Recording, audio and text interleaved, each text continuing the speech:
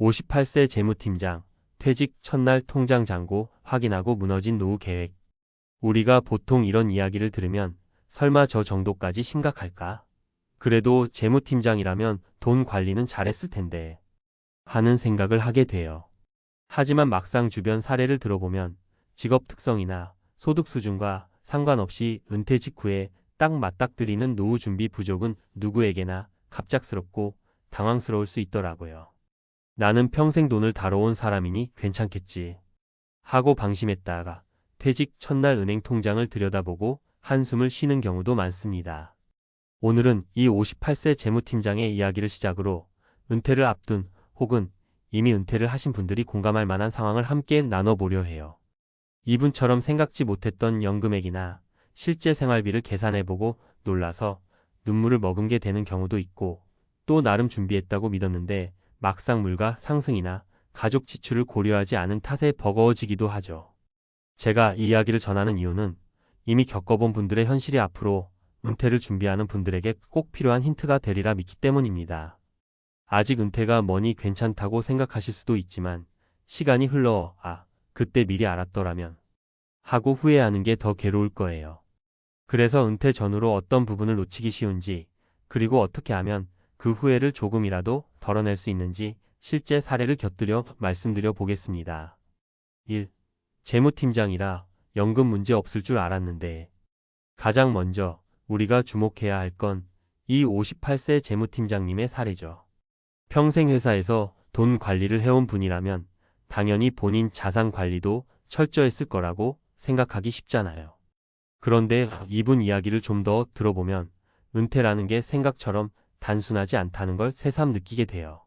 나는 재무팀에서 일하면서 기업 자금 흐름을 관리해왔지 정작 내 노후 자금은 구체적으로 관리 못했던 것 같아요. 퇴직금이랑 연금이면 어느 정도 괜찮겠지 하는 막연한 믿음이 있었는데 실제로 퇴직금 받아보니 예상보다 적고 연금도 아직 몇 년 후부터 시작된다는 걸 깨달았죠. 무엇보다 당장 월급이 끊기는 순간 고정 지출이 크게 부담되더라고요. 집 대출 이자, 생활비, 자녀 교육비까지 한꺼번에 생각하니 머리가 하얘졌습니다. 이분의 경우 회사 내에서는 업무적 전문성이 상당했겠지만 내 가정 재정 설계를 꼼꼼히 하지 못했다는 고백을 해요. 특히 주택 구입 자금과 교육 자금을 상당 부분 사용했고 자산의 대부분이 부동산 형태로 묶여 있다 보니 정작 은퇴 후 현금 흐름을 빠르게 확보하기가 쉽지 않았다고 합니다. 사실 이런 사연은 나와 상관없는 이야기가 아니에요. 오히려 소득이 안정적일수록 본인의 은퇴가 머지않았다는 걸 간과하기 쉽고 준비가 충분하지 않아도 괜찮을 거야 라고 막연히 넘겨버리는 경우가 더 많거든요. 2. 사례 A 60세 대기업 과장, 퇴직 후 부채의 허덕이다. 첫 번째로 비슷한 사례 중 하나를 들려드릴게요. 60세 대기업 과장으로 정년퇴직을 맞이한 분인데 겉으로 보기엔 꽤 탄탄한 커리어를 쌓았고 경제적으로도 어느 정도 안정됐을 거란 인상을 주죠. 하지만 현실은 좀 달랐습니다. 이분 말씀이 자녀 둘을 유학 보낸 것도 있고 노후엔 집값이 오르겠지 싶어 대출을 좀 크게 받은 적이 있어요. 근데 막상 퇴직하니 월급이 끊기고 대출 이자를 전부 연금으로 감당해야 하는 상황이 오더라고요. 라며 한숨을 푹 쉬셨어요. 대기업 과장이라면 퇴직금도 꽤 나왔을 법하죠. 그런데 그 퇴직금이 이미 집 관련 대출 또는 자녀 교육비에 상당 부분 투입되고 나면 정작 손에 남는 현금이 많지 않습니다. 연금을 받을 수 있는 시점도 60세가 되자마자가 아니라 늦춰지거나 연금액이 기대보다 적게 책정될 수 있고요. 이분 이야기를 자세히 듣다 보면 마음만 먹으면 부동산을 처분해서 목돈을 마련하면 되지 않을까? 라는 생각이 들기도 하죠. 그런데 실제로는 집값이 하락 추세이거나 혹은 정서적으로 본인 집을 파는 게 쉽지 않아서 실행을 못하는 경우가 많습니다. 결국 매달 빠듯한 연금에 대출 이자까지 물면서 생활이 어려워지는 거예요. 이 사례를 보면 은퇴 직전에 부채를 최대한 줄여놓는 게 정말 중요하다는 걸 다시금 깨닫습니다. 소득 활동이 줄거나 끊기면 대출 이자가 순식간에 가계 부담으로 다가오기 때문이죠. 3. 사례 B 55세 자영업자, 코로나 사태 이후 완전히 무너진 노후 계획.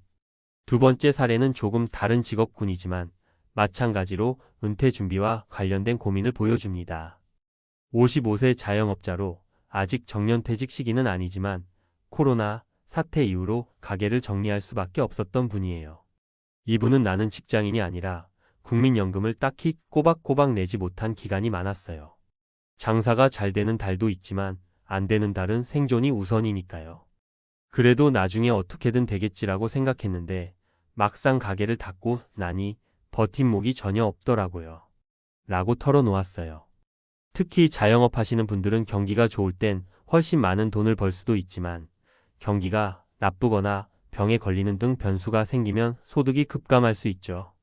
게다가 4대 보험이 자동으로 처리되는 직장인과 달리 본인이 직접 국민연금을 납부해야 하다 보니 경제적으로 여유롭지 않을 때는 거르기가 쉽습니다. 결국 납입 이력이 짧아져서 나중에 받을 연금액이 적어지는 거죠. 그리고 또 하나, 자영업자분들은 의료비나 생계비를 스스로 관리해야 하는 부담도 큰 편이어서 은퇴 시점이 명확지 않고 중간에 불시 은퇴를 당할 수도 있어요. 예를 들어 코로나로 인해 영업 부진이 장기화되면서 어쩔 수 없이 업장을 닫은 뒤 이전처럼 재기하기가 쉽지 않으니 은퇴 비슷한 상황에 놓이게 되는 거예요. 4. 사례 C 63세 초등학교 교사, 정년퇴직 후에는 교원연금도 부족.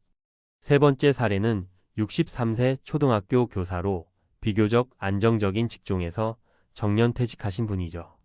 보통 교사나 공무원이면 연금이 잘 나온다는 인식이 있어 본인도 크게 걱정을 안 했는데 막상 퇴직해보니 쉽지가 않았다고 말씀하세요.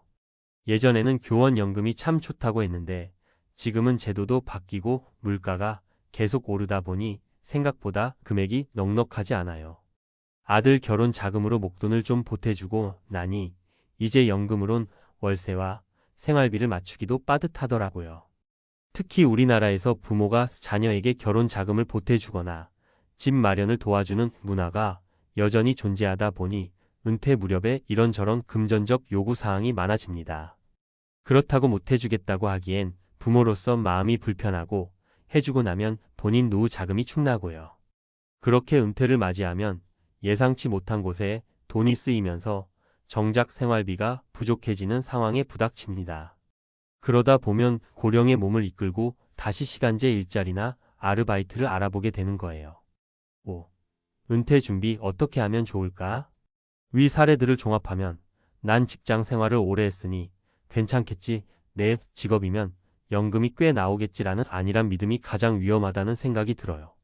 그리고 막연하게 어떻게든 되겠지라고 생각하기보다는 진짜 숫자로 확인하고 대안을 고민하는 게 무엇보다 중요합니다. 연금액 체크하기. 국민연금이나 공무원연금, 사적연금 등 각종 연금에서 내가 실제로 받을 수 있는 금액을 정확히 파악하세요. 국민연금 홈페이지나 연금공단에서 예상 연금액을 미리 확인하는 것만으로도 큰 도움이 됩니다. 부채 정리. 퇴직 후에는 소득이 줄어들기 때문에 대출 이자가 더욱 부담스러워집니다. 은퇴 전 510년 동안은 부채를 최대한 줄이거나 이자, 부담을 낮출 수 있는 방법을 모색해야 해요. 생활비 구조 파악. 현재 월 생활비가 얼마인지, 은퇴 후엔 얼마나 줄일 수 있을지를 살펴보고 부족분이 얼마나 되는지 미리 계산해 봐야 합니다. 월세 부담이 큰 경우 전세나 자가로 갈아타는 방법을 고민하거나 자가주택이지만 큰 평수라면 다운사이징을 고려하는 분들도 있죠. 추가 소득원 만들기. 은퇴 후엔 완전히 쉬겠다는 분들도 있지만 현실은 다시 일터로 나가는 경우가 많습니다. 미리 노후에 할 수 있는 일거리를 찾아둔다면 심리적, 경제적 부담을 크게 줄일 수 있어요. 가족과의 충분한 대화. 부모가 자녀를 도울 수 있는 한도, 자녀가 부모를 얼마나 이해하고 도와줄 수 있는지를 솔직히 얘기해야 합니다. 돈 이야기가 가족 간에 어색할 수 있지만 미리 합의점을 찾아두면 은퇴 후 갑작스러운 갈등을 줄일 수 있어요. 6. 이제 와서 준비해도 늦지 않았을까? 많은 분들이 50대 후반 또는 60대 초반이 되어서야 내가 노후 준비가 안 된 것 같은데 어떡하지? 하고 불안해하세요. 물론 젊었을 때부터 차근차근 준비한 사람보다는 시작 시점이 늦을 수 있지만 이제부터라도라는 마음가짐이 중요합니다.